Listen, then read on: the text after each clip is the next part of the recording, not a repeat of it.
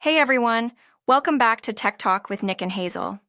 Today we're diving into a topic that's been on everyone's mind lately. It's the enshittification of apps. I love that term. It's so vivid, right? Yeah, it really is. It's like the perfect way to describe what's happening with so many apps these days.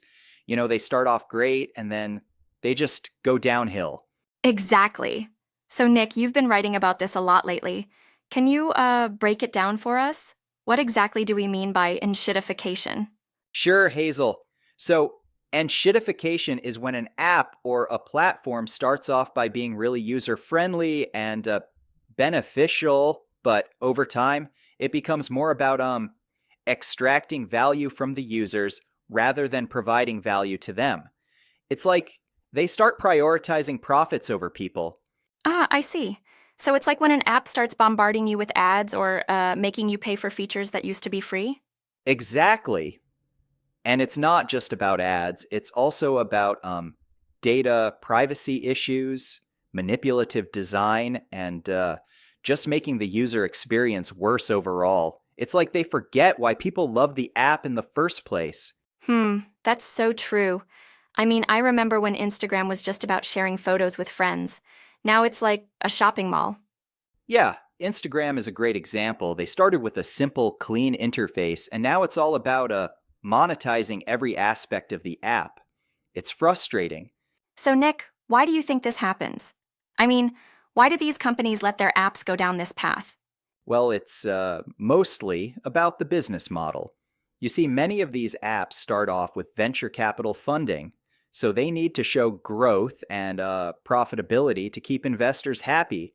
And that often means squeezing more money out of the users. It's like they're caught in a cycle, right? They need to keep growing, so they keep pushing the limits of what users will tolerate.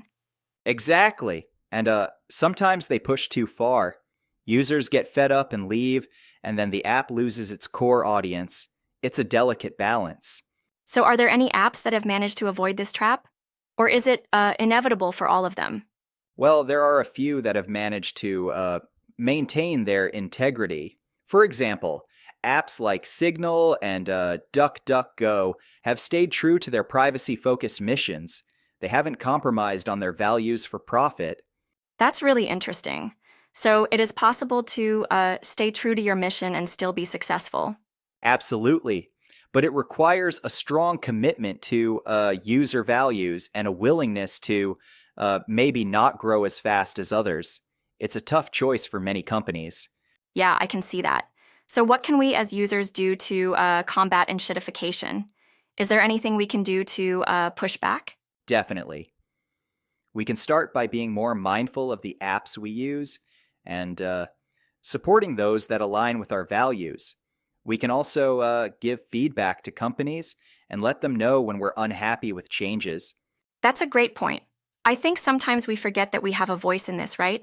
We can demand better. Exactly. And if enough people speak up, companies will have to listen. They rely on us after all. So true. Well, Nick, this has been such an enlightening conversation. I feel like I understand the whole enshittification thing a lot better now.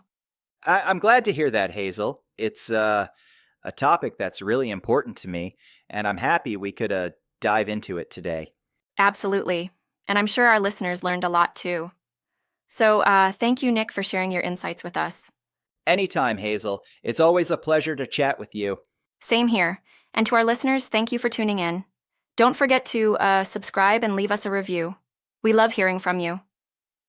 Yes, please do. And let us know what topics you'd like us to cover next. Until next time, everyone, stay curious and keep questioning the apps you use.